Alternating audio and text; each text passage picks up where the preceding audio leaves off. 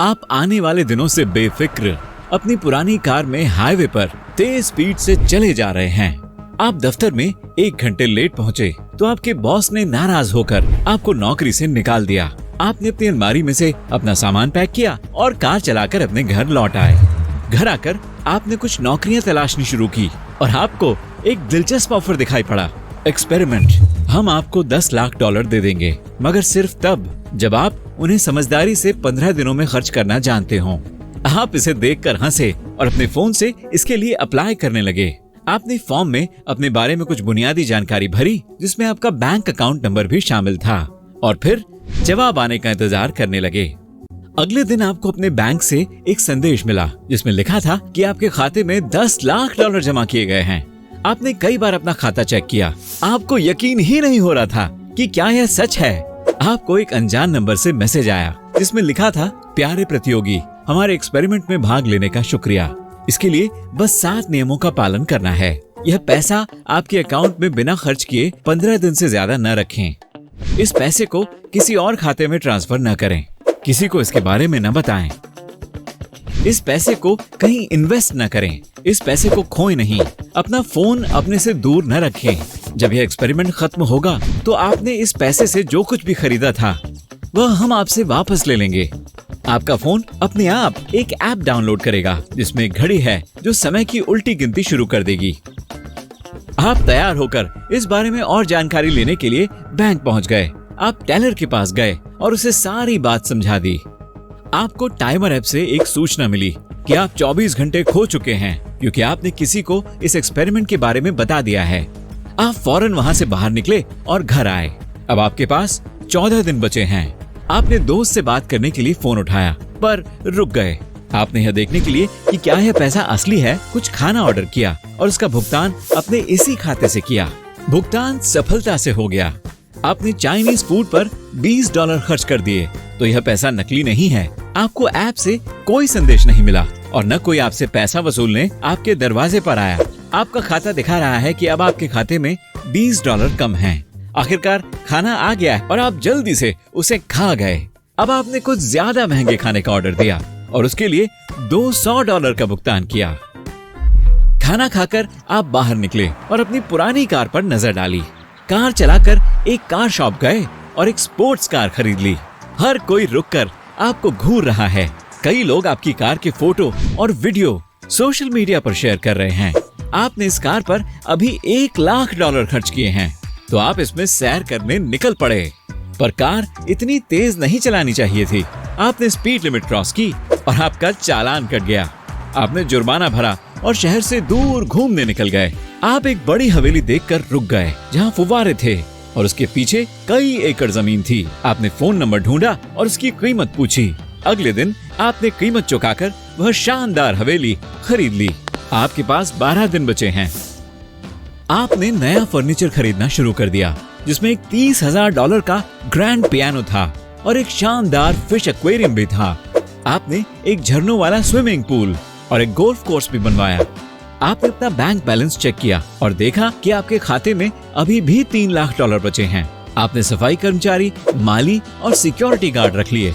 रात को आपने एक बड़ी शानदार पार्टी दे दी और उसमें सभी जाने अनजाने लोगों को बुला लिया। म्यूजिक बज रहा है, सब जगह खाना रखा है, सबके लिए खेल तमाशे हो रहे हैं। लोग जानना चाहते हैं कि आपको इतना पैसा कहां से मिला, पर आप उनके सवालों को नजरअंदाज करके उनको बताते हैं कि आपको यह विरासत में मिला है। समय बीतता है और आप ऊपर अपने बेडरूम में चले जाते हैं, जबकि बाकी सब पार्टी के मजे ले रहे हैं। अगले दिन आप अपने ऑफिस लौट कर गए और अपने बॉस को बताया कि अब बॉस आप हैं। ऑफिस में सभी आपको खा जाने वाली निगाहों से देख रहे हैं, पर आप इसे नजरअंदाज कर देते हैं। आप सबसे बेहतरीन रेस्टोरेंट में खाना शुरू कर देते हैं और सबसे महंगी घड़ियां और सबसे महंगे गैजेट्स खरीदने लगते हैं। आप बालकनी में खड़े होकर नोट उड़ाते हुए सड़क पर फेंकते हैं और लोगों को दौड़कर वे नोट लूटते हुए और उनके लिए चीना झपटी करते हुए देखते हैं। आप एक बड़ी महंगी शानदार लिमो कार किराए पर लेते हैं और उसमें पार्टी म्यूजिक बजाकर उससे पूरे शहर भर में घूमते हैं। आखिर में आप अपना पसंदीदा रेस्टोरेंट देखकर उसका नाम बदलकर अपने नाम पर रख देते हैं। आपने खुद को एक सेलिब्रिटी बना लिया। अभी भी आपके पास बहुत सारा पैसा और समय बचा हुआ है, तो आपने तय किया कि फ्लाइट का टिकट बुक कराकर जल्दी से टोक्यो में छुट्टी मनाएं।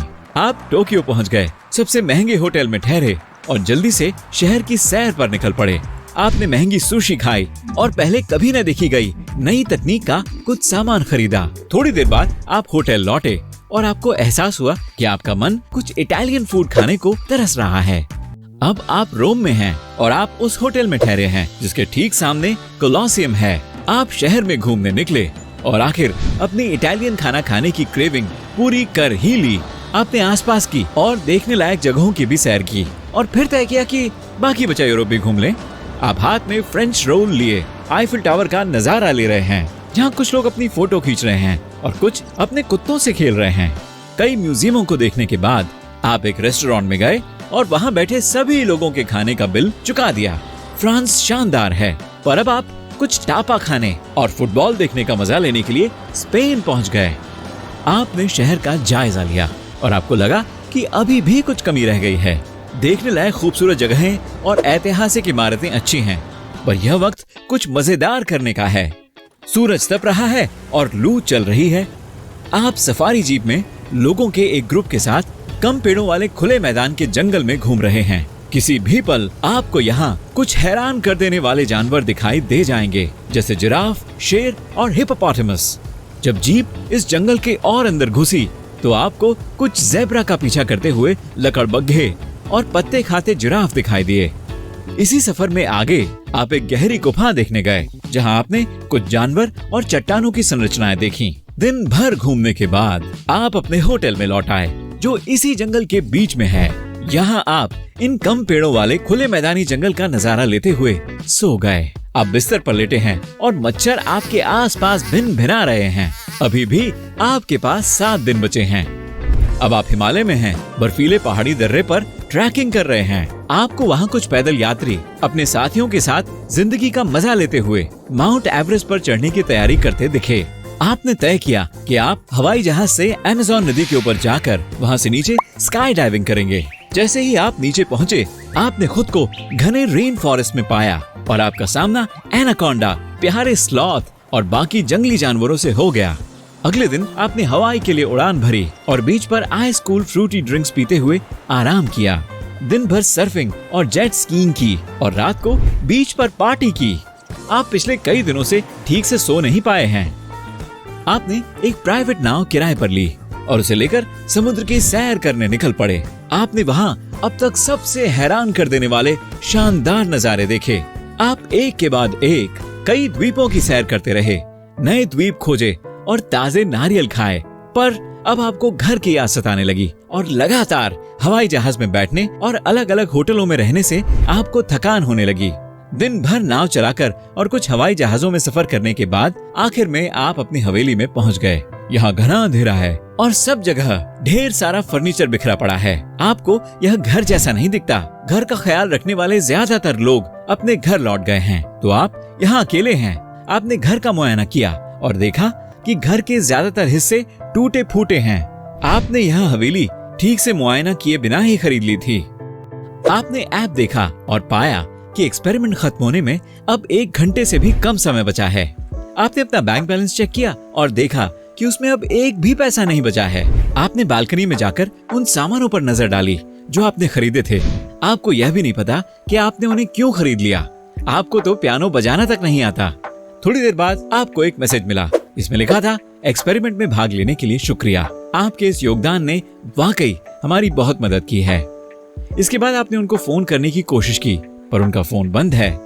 अब आपको बिल चुकाने और ऊपरी खर्चों के भुगतान के लिए उनसे पैसे नहीं मिल सकते। आपके पास बस यही ऑप्शन बचा है कि आप उनको सब कुछ लौटा दें और अपनी पुरानी जिंदगी में वापस लौट आएं। आप और नौकरियां तलाशने के लिए अपना फोन देखने लगे, पर अचानक आपको एक और एक्सपेरिमेंट दिखाई दिया जिसने आपकी उम्मीद फिर से जगा दी।